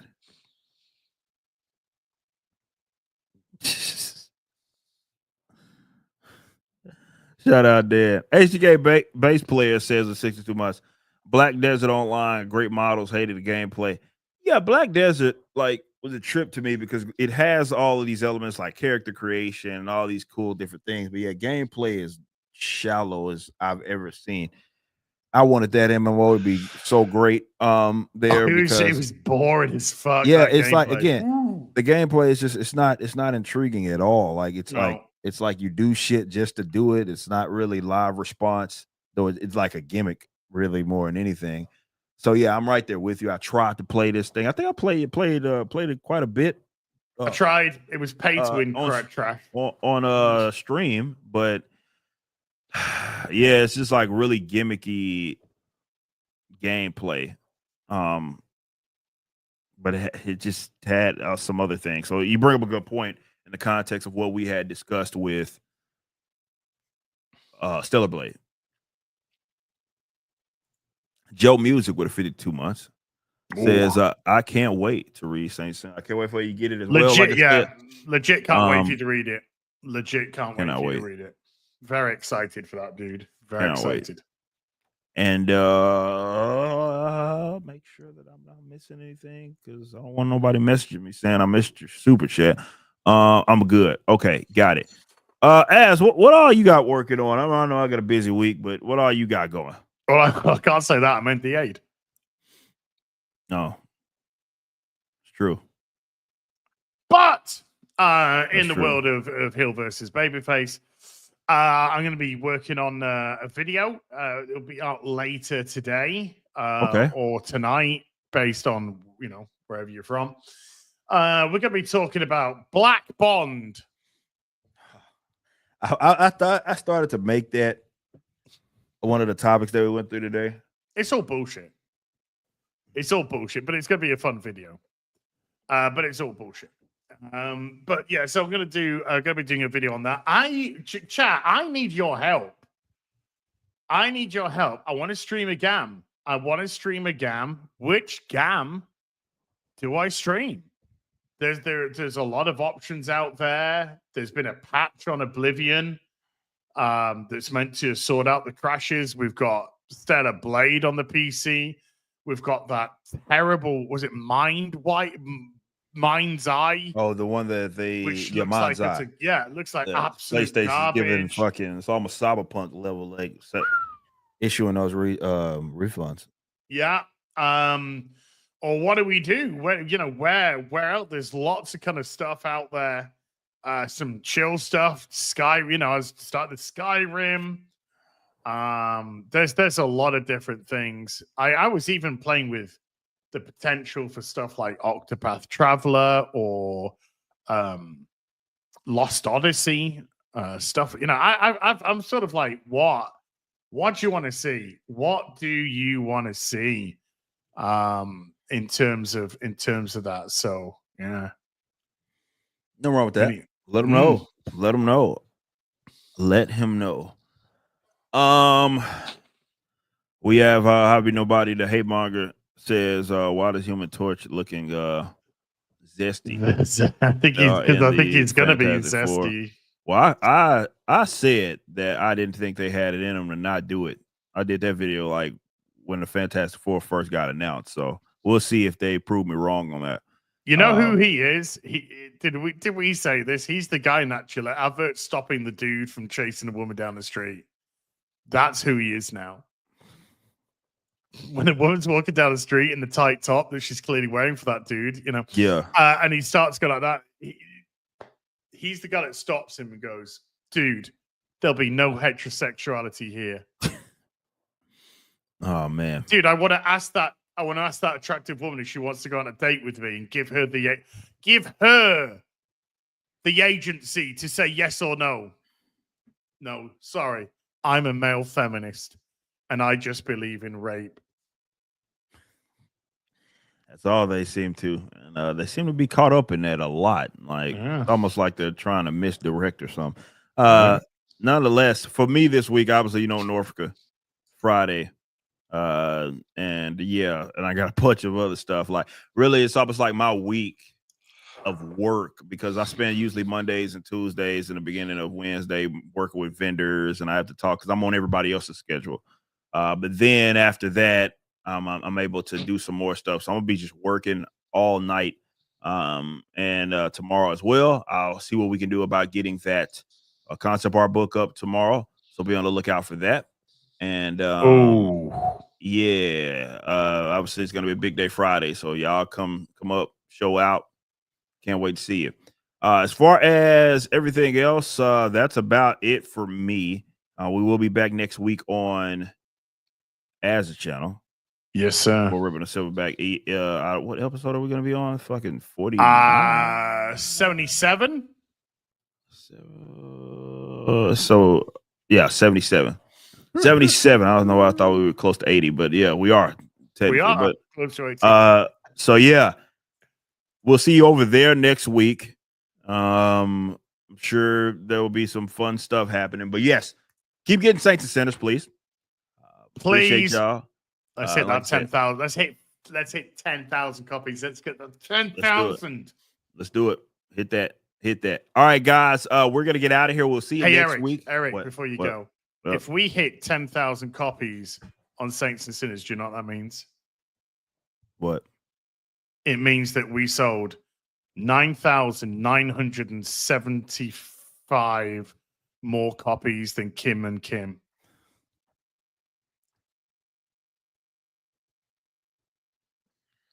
Oh, man. Shout out Mags.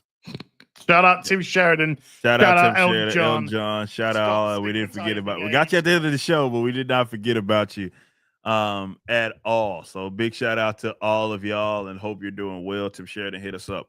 All right, guys, we got to get out of here. I will see you Friday. I don't know if I'm going to stream on that day because we're not closing anything out, but it is a big day. So maybe I'll see you guys Friday, 6 a.m. We will be launching, and we're going to have a lot of fun. But next week, Ruben the Silverback on the channel, Hill versus Babyface. So go follow him. Till next time, y'all be easy. Peace out.